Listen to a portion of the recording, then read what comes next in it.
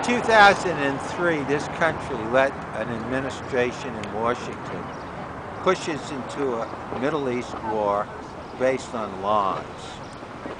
And there was not enough effort on the part both of the citizenry and the media to cut through those lies and to know that we certainly did not have to attack Iraq, that there was no imminent danger from Iraq, that they had nothing to do with 9/11.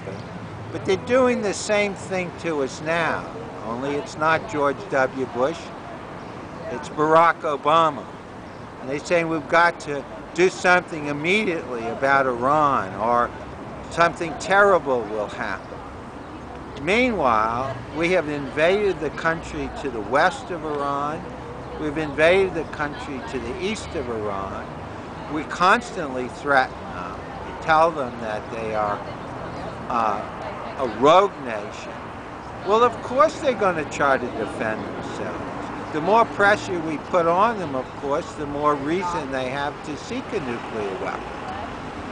So supposedly the strategy of threatening so that they won't get a nuclear weapon is counterproductive if indeed it's honest. And of course, also the main nuclear power, indeed the only nuclear power in the Middle East, is Israel. And Israel is pushing us as hard as it can to go to war on Iran. They'd be glad for us to spend all our money and all our blood in Iran while they sit back and enjoy what they think is a new level of security. The rogue nation in the Middle East, as far as nuclear weapons go, is Israel. And of course, the United States itself has not lived up to its obligations under the Nuclear Non-Proliferation Treaty to rapidly move toward nuclear abolition. So here we are in a very self-righteous way saying, oh, Iran is defying the international community and won't obey international law. And as a matter of fact, that's hypocrisy. Iran, we know, has not yet decided to get a nuclear weapon. It is entitled under the Nuclear Non-Proliferation Treaty, of which it is a member, to develop a civilian nuclear power program. It's Israel that has never signed the Nuclear Non-Proliferation Treaty or let any of its nuclear facilities be inspected by the International Atomic Energy Agency. So again, what we're being pushed into is an invasion which will be enormously costly just when this economy is beginning to emerge from the depths. I understand that $2 billion right now is being paid just in interest alone on the unpaid wars.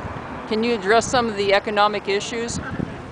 Well, the figure we always get about the cost of the war in Iraq and the war in Afghanistan, and these are ongoing, is somewhat over $1 trillion. But that figure is outlays specifically for the war. As you say, Linda, the interest on the borrowing we've had to do for this $1 trillion is enormous. Furthermore, there's these terrible costs to care for the young men and women who return broken in mind and body by their terrible experiences over there. So it's very hard to calculate the eventual long-term cost, but economists have. People like Joseph Stiglitz, who is an economist at Columbia, who won the Nobel Prize in economics, he calculates between $3 and $4 trillion. And I want to say that the money, as dreadfully painful as that is not finally the real issue. The real issue is, what do we do to people?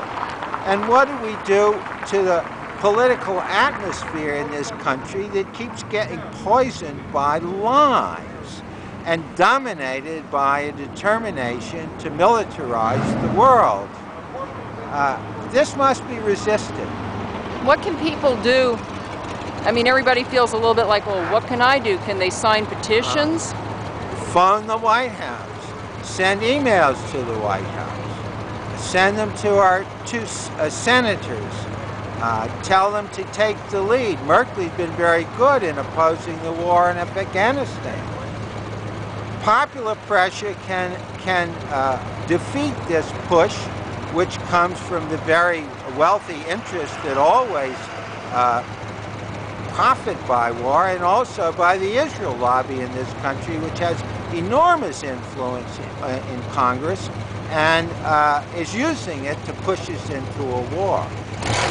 Thank you very much. You're welcome.